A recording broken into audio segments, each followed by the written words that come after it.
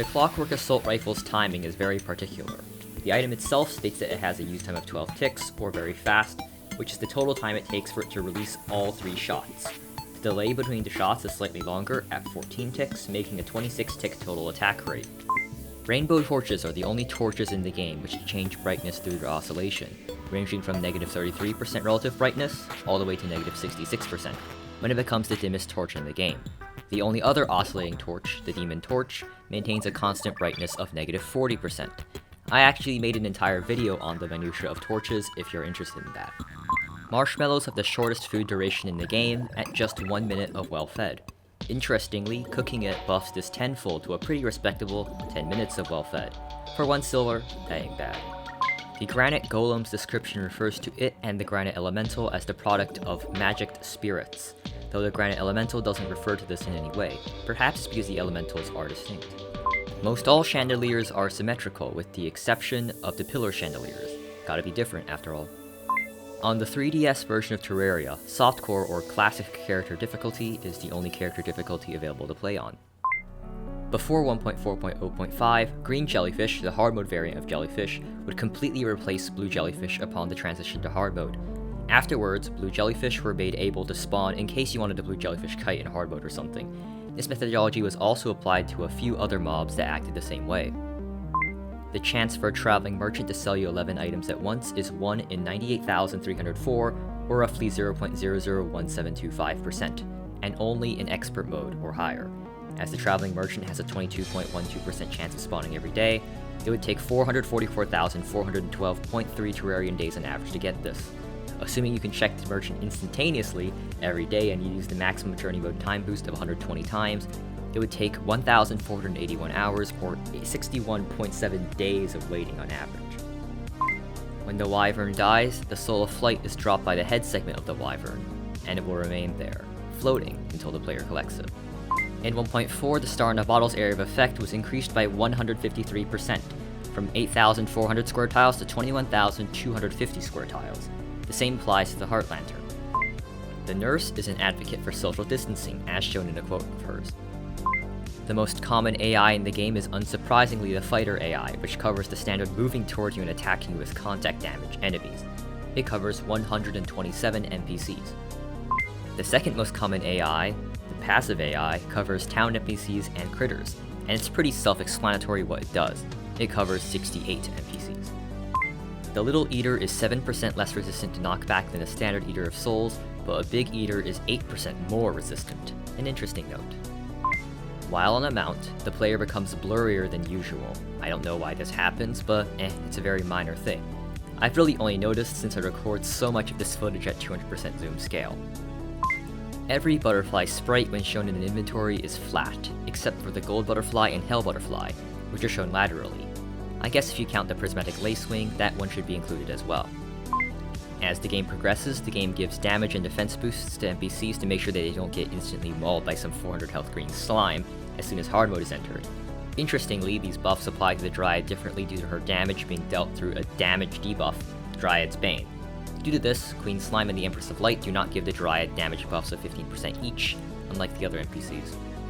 The Traveling Merchant will begin to defend himself with a pulse bow as soon as hard mode begins, but he will not actually sell you it until post Plantera.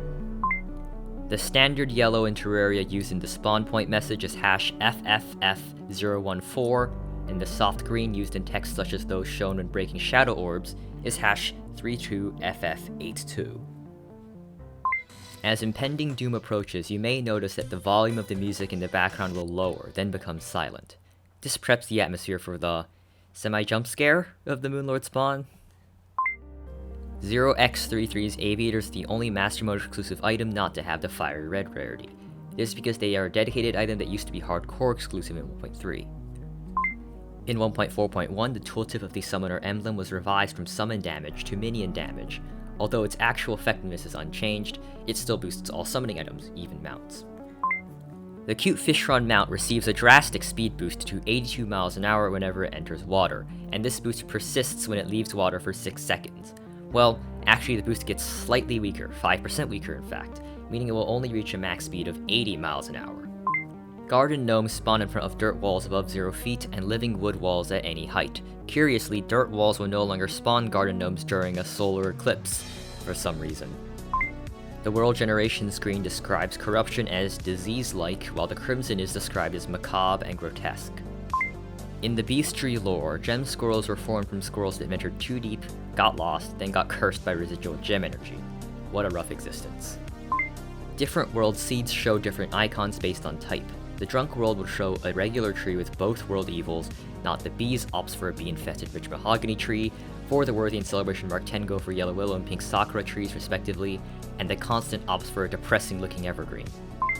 The demon conch will not work if there are no tiles to stand on in the center of the underworld, meaning you can't unintentionally kill yourself with it. Meanwhile, the magic conch will simply teleport you to the farthest tile from the player that's not covered by liquid.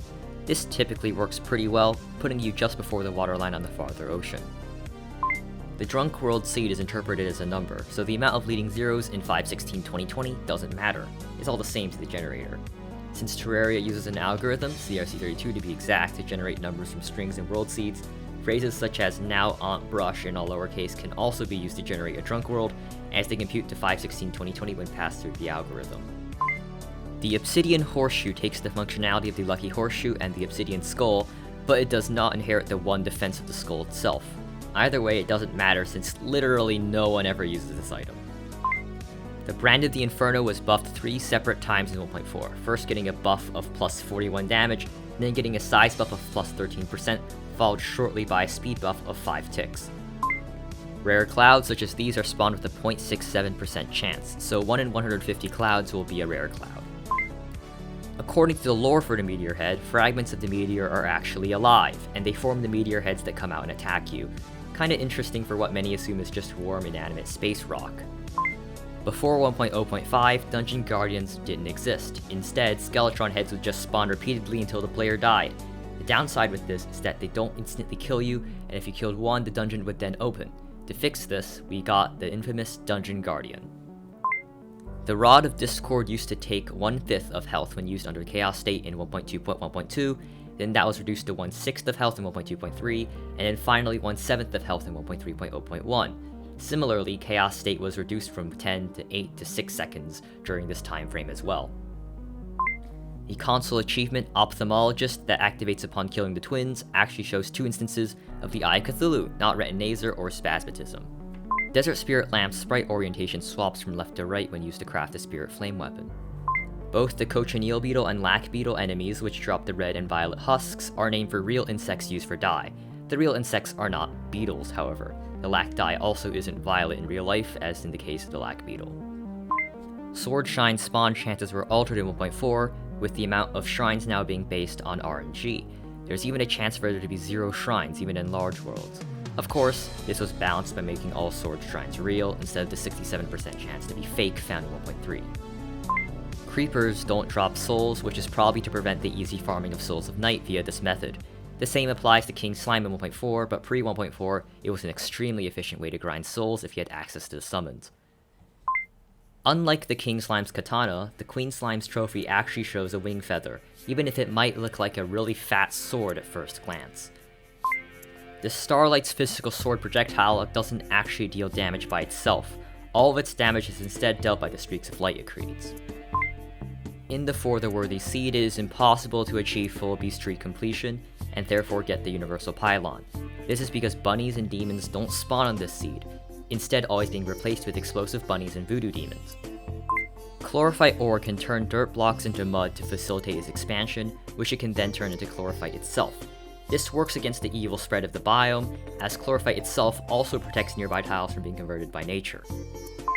The Life Drain's buff, Life Drain, gives you 2.5 life per second of regeneration, which is 2.5 times what a Heart Lantern provides, or 5 times what a campfire's constant healing rate is. There are 11 moon sprites in Terraria. Your world will decide randomly what moon style each world has, and this is stored in the world file. These are normal, yellow, ringed, mithril, bright blue, green, pink, orange, and purple. The final 2 are only shown during the Frost Moon and Pumpkin Moon events, and override the natural moons. The Spelunker potion became ever so slightly more rounded in 1.3 versus its original sprite in 1.2. The hardy saddle item itself seems to include the turtle shell, and therefore the turtle itself on the sprite. This is the opposite to the slimy saddle and gelatinous pillion, which don't show the slime on their sprites. And finally, this flesh sink seems to not only have eyes on its left side, it's leaking blood. I'm sure my sanitation expert would have a problem with that. Thank you for getting this far through the 11th part. If you enjoyed the series, I recommend a subscription. I'm surprised we got this so far into the series. Anyway, that's it. Goodbye.